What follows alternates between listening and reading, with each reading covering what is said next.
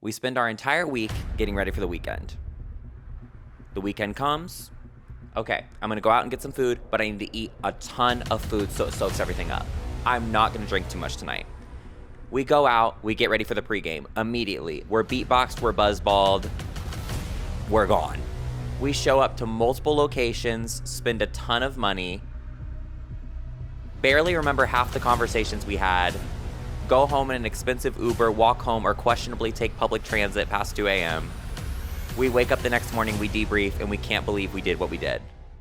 But we planned it. This is the psychology of alcohol culture. Some episodes you just need to put your cuddly blanket on, honey, and that is this one. So I know that this seems like a very scary topic, and I just want to acknowledge, like, from the gate, I understand that it's very nuanced, and I understand that it's different for every single person. I have now hit the point that I'm ready to talk about things in an honest matter. Honey, I just turned 26. Hey, Libra season, but I just turned 26, and I think when you hit your mid-20s, which, right, but like when you hit your mid-20s, girl, you start getting a little bit more introspective, and you start getting a little bit more reflective on things. If you're anything like me, I have health anxiety out the motherfucker, and I am somebody that as soon as I start feeling like, girl, I'm losing hair, my skin's messed up, my gut's messed up, my heart's messed up, whatever it is, I start really like tweaking, honey. And I'm that person that like, I constantly want to like self-diagnose myself. There is nothing worse than when you feel like a headache and then you hit Google and Google tells you that you're having a heart attack, and it's like, oh, right. I need to go to Doc McStuffins like right now, because like I literally will believe WebMD always, especially with what's going on right now with like the Google AI stuff. Like it will always like, I don't know why Google AI is never like, hey honey, just have a glass of water and sit down. Like no, Google AI will be like, baby, time's ticking, honey, you about to drop dead. Like they literally do not play with you. And the thing about anxiety that I've really noticed lately for me is that my substance use is really like going hand in hand with it. There is a lot of reasons that we drink culturally. I think one of the biggest, especially for us like anxiety truthers out there, it is just to let loose, for real. Like you just want to clear your head and have a good time. You want to be present. Okay? You really just want to be present.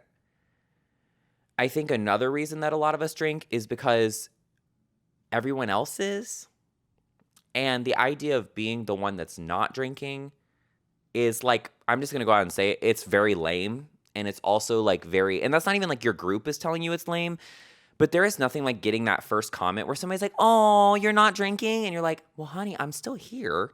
You know what I mean? Like I'm still here, but nobody wants to receive that comment. No one wants to receive that comment that's like, oh, you're not going to be like tit for tat for real tonight. Like you're about to be like, you know, like sidecar. Like, no, honey, I'm on the motorbike. Like everybody acts like you're sidecar when you don't drink that night. And I think like we want to avoid like not fitting in. We want to avoid like being the topic of discussion that we're like going to have less fun or that we need to like loosen up or whatever. But it's like, baby, with the right people in the right circumstance, I can cut up at any hour. One of my favorite feelings in the world that's very comparable to being drunk is when you have like that slap happy, like 3 a.m. sleepover energy. And it's like you've got no sleep and you're like, you know, going tit for tat with somebody. The banter, like that kind of thing. I love that feeling. And what's crazy is like the further we go into like adulthood, our goal is to have careless nights, get our mind off things, to be present. What I found is that drinking actually does the opposite for me in all three of those categories. I'm not truly present because I don't remember half the shit that happened last night. I'm not truly present because, to be honest with you, I can have the most like emotional, vulnerable conversation with the girl in the bathroom, and I'm probably speaking truth and I'm probably giving the gospel, but I can't remember a lick of what we were saying for real. Like, I just have the ability that I'm a performer at heart, that when I drink, I can just go into autopilot and start yapping. Like, that is just really the gift, right? We start pulling things from our subconscious. All of a sudden, we start having 5 drinks, and then we're telling the girl in the bathroom, "Oh, when I was in 7th grade, the PE teacher, hit on me." It's like, girl, what, like, why is that coming up right now? You know what I mean? Like, it's like, but if I was talking to her sober, I'd probably just be like, "Oh, girl, yeah, like, I feel you, honey. Like, I'm here for you." But like, I start oversharing, and I start getting very vulnerable, and I start getting very present in that way. I feel like present, vulnerable. That's what I mean. Like, I start getting more vulnerable. I start getting more open. I start becoming more open-hearted with strangers. But like sober or drinking, like I'm open with my friends all the time. I just think it kind of makes me like let my guard down in a way. But what I don't like about that is I don't feel like it's me being very intentional about the conversations I'm having. I feel like it just makes me blab. You're just talking to talk. I'm just talking to talk. And I think in a lot of ways, I really don't like this phrase because I think it's like, it's confusing, right? I think energy talk is just as confusing as religion talk sometimes. But like, I believe that energy is very primal. Like, I feel like you can tell when your energy has been sucked out, and you can tell when you gave too much energy, team too much, right? We keep talking about that. And you guys know when you're team too much. When you really spill your energy to everyone, you are so drained. Like, you're so drained. And you're almost like hyperextending yourself and like putting yourself into overdrive for multiple hours. And then we wonder why we come back and we're falling asleep on the floor and we got Taco Bell wrappers all over us. Honey, you crash. You crash because not only are you having like those like chemical reactions to alcohol, but you're overextending your energy. And it's just like, it gets to a place where I'm just not comfortable doing that. I am not comfortable oversharing and spilling so much to everyone in the world. As I sit here at a podcast and in the blanket, like with the mic. Right. But I'm self-aware, and I'm also like, in a way, like I almost feel like you start to feel a little violated. And like, I'm not trying to do too much. I'm talking about these things very basic, y'all. I'm not trying to like really throw buzzwords around, but I start to feel very violated when I'm uncomfortably yapping, when I'm uncomfortably spilling too much, when I'm just talking to like keep the conversation moving. And I also start to feel very violated when the next morning my body is almost punishing me for the actions of the night before. Now, did I kick a puppy dog and get in a car crash? No. But I clearly did something that has set me off my normal path of what I'm doing.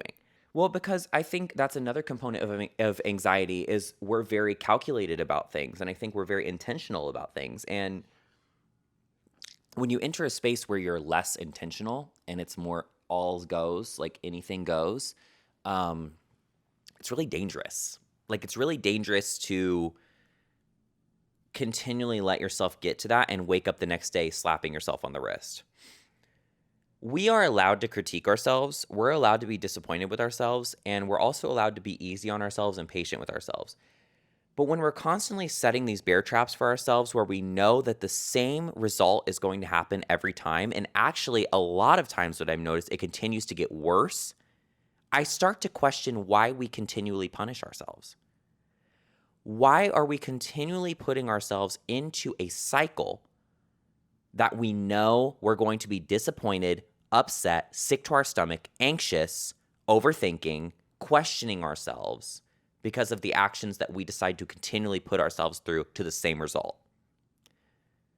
This brings up a bigger cultural discussion. Now, not culture like India and Europe and all that shit. We talking culture like what we see on our phones. I'm sounding like your grandpa. What we see on our phones, what we hear and what we see in movies, music, everything. The big elephant in the room, we're living in really shitty times right now. And also, we are constantly needing dopamine. Constantly. Because what we are seeing on our phones every fucking day is catastrophic. It's awful. It's humiliating. It's daunting.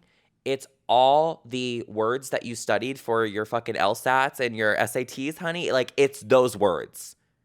It's grim. So when we are dealing with that and we're almost in a way overstimulated because all we're doing is scrolling the fucking phone and we're not seeing that much shit positive. You know what is the positive release? Girl, I'm going to get trashed on Friday. Girl, I'm going to get trashed on Saturday. It's the reward. The reward is getting trashed. We have literally become where I was like the whole reason I even wanted to have this episode, because I'm not even going to lie.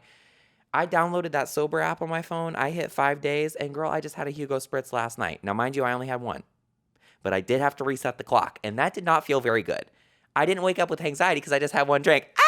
But also like I had one drink and that sucked. But I also am like, girl, I'm trying to be easy on myself for real. It's not Weight Watchers, honey. It's not, girl. Okay, side tangent, but really quick. If y'all grew up in the suburbs, you grew up with something where your mom was on that Weight Watcher shit or your dad was on that Weight Watcher shit, do you remember the lemon desserts that the Weight Watcher people used to have? I just saw that on my For You page. Girl, were those good as hell. That Weight Watcher food, honey, I'm watching that weight increase because why was I eating like 3 times the serving size? And my mom's like, girl, I'm supposed to have those. I'm like, honey, number one, you a victim to a complex that is fucked up and is out to get y'all for real, because Weight Watchers tore through suburban moms like a damn hurricane. But those little lemon custard cakes, my God, bring them back. That's my dirty. I need to have a counter. I need to have like a sobriety counter on my phone for the Weight Watcher desserts because those are so damn good. But besides the point, I feel like I was very disappointed in myself right there. But all day, I went to a DJ set, for reference. All day, I'm thinking, how the hell am I going to go to a DJ set? How the hell am I going to go to a DJ set? And the whole time I'll be thinking about, oh, girl, I got my 401k, my taxes. I'm going to be thinking, like, I'm not going to be present because I'm going to be thinking about life. I'm not going to be in escapism mode. Nobody wants to be unk, honey. Nobody wants to be unk. So I'm sitting there all night thinking, damn, like, like, that's not my shit right there. Like, I need to, get that pumpkin spice. I need to, like, double chocolate chunk. Like, I need to get my drink for real. I had one drink. I start beating myself up. And you know what? My challenge for myself that night was I need to have a drink in my hand. Sure. But it's going to be lemonade. It's going to be water. It's going to be something. Honey, I was chewing ice on the dance floor in that cup. But God damn it, I was present. I'm Big Sister General when it comes to drinks. I'm just going to let you know now, one Hugo Spritz watered down did not take me to the max. I will just tell y'all right now. I got horse tranquilizer ass like I can hold my liquor, honey. But that's the issue. Because I can't hold my liquor, girl, I got to take it to the max. And the shit they are putting in stuff nowadays, I'm not trying to sound like that, but girl, the drinks are stronger than they've ever been before. The weed is stronger than it's ever been before. Girl, everything is out here to send us to fucking psychosis. But the reality is, girl, it's supply and demand. Like, honey, it's given that because everybody wants shit that knocks them off their rails because, girl, look around. Look what's happening in the world. You know what I mean? Like, everybody wants to be, like, out. I was never an indica girl because I hate the fact it takes me out of everything. I literally be manual breathing like a motherfucker and eating my, like, Cheez-Its. I'm like that. What I love about sativa is it gets me funny. I start sounding like Mike Wazowski after like 2 root beers. Like, honey, I'm like ready to go with the girls when I have a sativa. Which, mind you, y'all were here. If y'all were here for past episodes, you know I quit the weed and I actually did. Let's put our hands together for that. But what I'm really thinking is like, damn, like if it's not one enemy out to get you, it's another. Because now I'm like, damn, the drink's out to get me, girl. And, sure. Is it disappointing that I've come to this point? Sure. Is it sad that I can't drink and smoke the way I used to and do all this? Sure. But in my opinion, it's even more sad if I'm constantly making myself feel like shit and not doing anything about it and not being honest with myself. I don't feel like a lot of people have this discussion. And I think when a lot of people do have this discussion, it's deemed lame. It's deemed trauma dump. It's deemed, oh, that's for you, but that's not me. I'm letting you know because I was one of those people. A lot of people in my life, especially my friends that are like ultra religious, ultra like grew up in a very sheltered home. I mean, girl, I grew up very close with my family and everything. And like, I barely drank in high school. Like, I kept it cute and I didn't really go that crazy in college. But, you know, I used to think when people would be like, oh, no, I'm good. I'm like, girls, just take a sip. And they're like, no, I'm okay. I don't drink. I'm like, well, damn, what the fuck? Girl, you lame as hell. But like, you know, that used to be very much my mind about that stuff growing up. It was like, aw, I'm sorry for you. Like, you're missing out.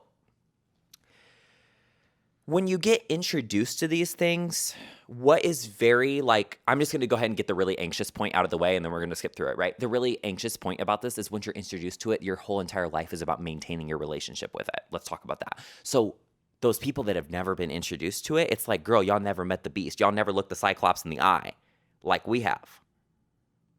Now that we've met the girl, now we got to figure out if we want a restraining order with her or if we want her to be our next door neighbor or if we want her to be our best friend. And the reality is she can't be my best friend every weekend, but I also don't want to be afraid of her. I don't want to be at a place that I feel like I have an unhealthy relationship with alcohol. I don't want to be at a place that I have an unhealthy relationship with anything, really. You can have that about relationships. You can have that about boundaries. You can have that about friendships. Girl, everything is about your balance and your relationship with it. I don't want to be scared of alcohol, but I also don't want to be at a place that I let her beat my ass and think it's cute. That's what I don't think we talk about. I don't think we talk enough about the fact that it's not cute to be hung over and feeling like shit about yourself. It's not cute to feel like you're out of body and disappointed in yourself for an entire day after you drink. I don't care how many of your friends around you are doing the same thing or validating that.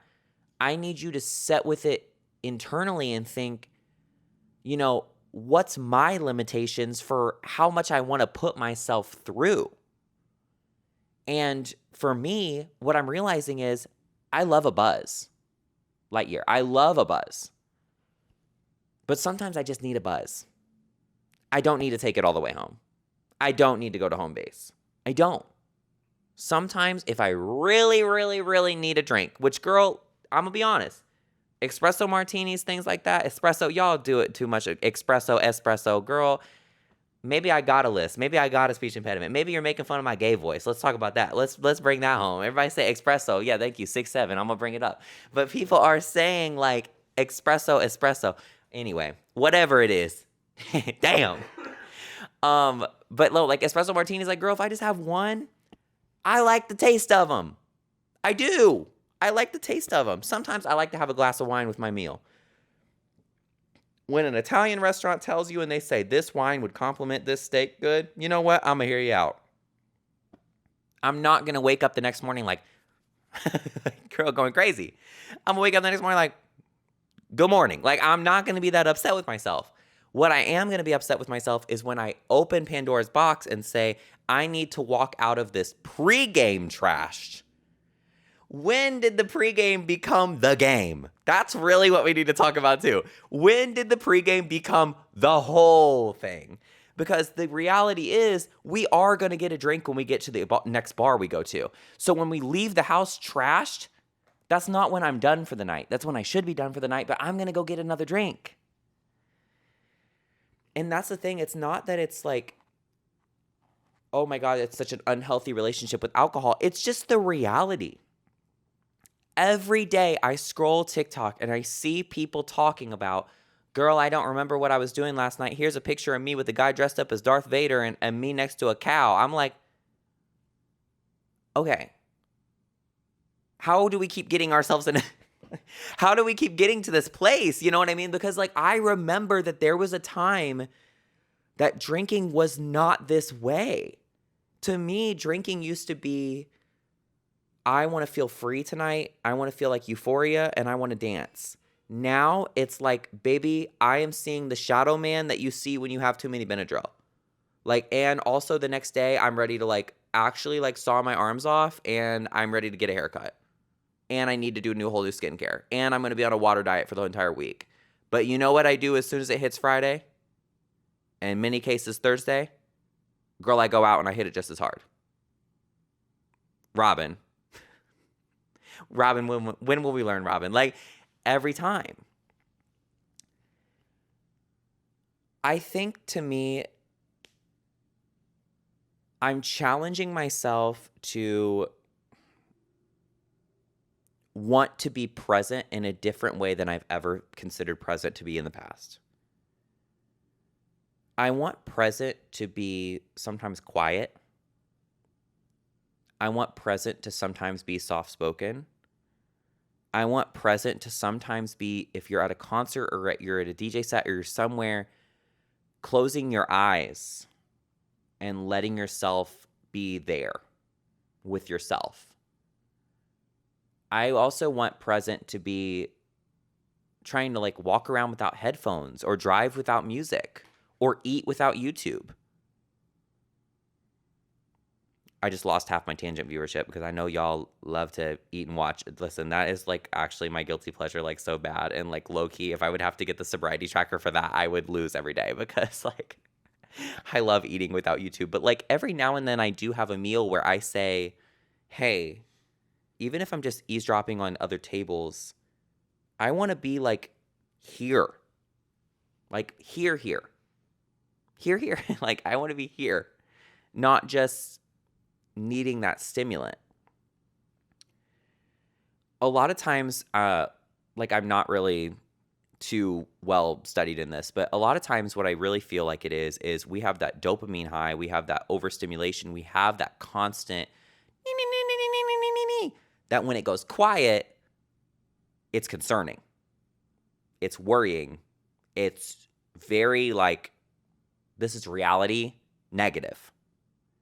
When I want it to become, this is reality, positive. It's not lame that you're sitting in your room alone eating. It's not lame that you are somewhere by yourself and listening around. You're just alive. You know, not everything when we're alive has to be this constant state of performance, oversharing, doing backflips, performing presence. Sometimes being alive is really just being where you're at and being okay with that and sitting in that and closing your eyes for a second and just thinking, journaling, being grateful that we're here. It doesn't have to be anything more. And it's not lame for it to just be that. And when you're constantly going out and doing team too much, I think we lose sight of that. I think we almost think that the best memories are the ones that we can't remember. But the reality is, the best memories are the ones that you 100% know that your heart and your mind were present, they were grateful, and you know that you were not only doing it for you, but you were doing it for everybody else. I filled her cup just as much as mine's filled. Knowing that you walked away from a night a better person, more fulfilled, more grateful to just be alive. With as much shit as we have going on, we need these understated moments of just gratitude and presence. And just being aware. Awareness that what you're living is enough in so many ways. You don't have to run from anything. You don't have to hide from anything. You are here. And like, the quicker that we find that to be beautiful and find that to be a place for us to think and dream and create in that silence, you start to care less about the noise. That's where I'm at. When I start to look at things through that lens, my priorities started to shift. And I really think I'm on the other side of a hurdle about what this culture means to me, what drinking means to me, what being present means to me. I want to live a life that I remember, and I want to live a life that I truly know I was present for. because I know I didn't meet everybody in my life drunk. I didn't meet everybody in my life when I was gone or absent-minded. It's honestly, it's really the opposite. I met so many people yes, I've met some people in the bars and we're friends now. Absolutely. But I've also met so many people that I just want to be looking at them. I just want to be sat next to them. I want to text them. I want to FaceTime them. I want to hear their thoughts, and I want to be an attendant person on the other end who's there. Even if that is that I'm feeling anxious that day or scared that day, or I just don't have anything to say that day. Shit, he ain't got nothing to say. That's okay too. And we get this pressure that we have to perform, and we get this pressure that we have to be on 10 all the time. It's like, I'm grateful to be at 5. I'm grateful to be at 4. I'm grateful to be just there. And that has been the shift in perspective for me. Kind of in the same line of this talk of feeling very like in your head and feeling like just out of sorts the next day, we need to talk about the importance of therapy. Now, therapy can look like a lot of things. It can be conversations with our friends. It can be conversations with loved ones. It can be conversations with our dog at the end of the day. But I am extremely grateful for today's sponsor, Grow Therapy. Grow Therapy's goal is to make therapy way more human, way more face-to-face, way more approachable. And they do appointments that meet you exactly where you're at. I'm talking nighttime, weekends, baby, basically the time that you want to be in bed taking a call. Because we all know it is hard to get up and get out some days. And you can meet with therapists who get your background, get your story, and have an understanding of where you're at in your journey. There's no subscriptions, no long waits, and most clients with insurance pay about $21 per session, maybe even less. What I love is that you can book your appointment in as little as 2 days, and you can filter your therapist through identity, gender, language, etc. It starts to feel a lot more personalized, and you feel like you're meeting basically with someone that you know is going to get you. There's detailed bios, specialties, and credentials about each of your therapists, so you're not going in blind. There's no guesswork, all on an extremely easy-to-use platform. There's both virtual and in-person options, but if you're anything like me, a virtual session is so nice. I don't even have to do my hair. I can roll up in the blanket. Like, I'm telling you. It's low-stress scheduling where you can book directly in the provider's calendars, and you can cancel up to 24 hours in advance with no cost. You can scan the QR code over here for more details or click the link in the description for more details about Grow Therapy. Honestly, with everything going on right now in the world and in my mental health and my journey, it has been so helpful to have someone to talk to. And I think sometimes getting past the stigma and tapping in with yourself, sometimes we know we need a little bit of help, and that is always okay. But Grow Therapy has been amazing to work with, and I'm super grateful for them. So thank you guys, and make sure and scan and check out the link. I'm really curious what your guys' thoughts are on this. And also, I'm really curious to hear, what your relationship is like. And I really hope that you all have a very positive relationship, whatever that is for you. But I'm curious if you've hit the place of curiosity that I have also hit. I'm not reformed. I'm not a changed man. I told y'all I had a Hugo Spritz last night. Girl, I am not holding hands with the king yet. I am not quite reformed in that way. And also, I'm still the same person I was 24, 48 hours ago. But I'm just being more honest with myself. And I think that's the start of any good decision with yourself. Because the more honest you are, the more in tune with yourself and your body, it is so hard to check out as soon as you know. When you know, you know. The second I know that something's off, it is full speed ahead until it's on again and fixed and gathered. And I hit that point of awareness. And I'm curious where that is for you right now and how you're feeling. So if you needed a conversation or needed a bubble to kind of think about this, I hope that this was that. I hope that this maybe created a conversation or made you think about it in a different way. But I'm just at a place of thinking. Nothing more, nothing less. No punishment, no pressure.